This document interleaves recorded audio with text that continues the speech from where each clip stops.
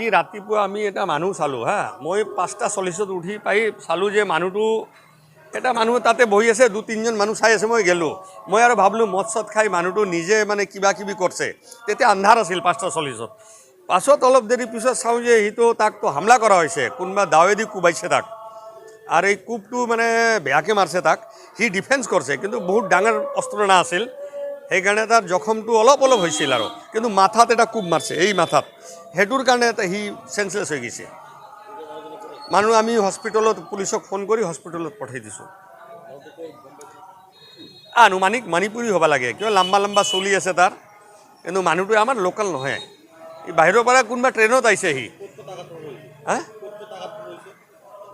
আঘাতটো এই 2 হাততে আছে খালি তাৰ এইবিলাক সব কাটি দিছে মানে সি ডিফেন্স করছে আর কি দাওয়েদি মারছে তাক ডিফেন্স করছে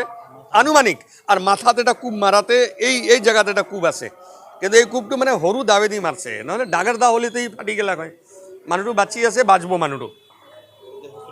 পঠাই দিছোঁ হস্পিটেলত পঠাই দিয়া হ'লে পুলিচক দি দিছোঁ মই হেণ্ড অভাৰ কৰি তাৰ লগত এটা মোবাইল এইটো জাগা আমাৰ হ'ল নামঘৰ ছোৱালী স্কুলৰ একদম বাউণ্ডেৰীত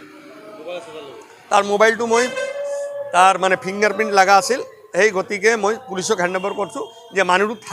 থাকা অৱস্থাতে জীবিত অৱস্থাতে লকটো খুলি ল'ব দিছোঁ মই 30-32 এয়ং ল'ৰা একদম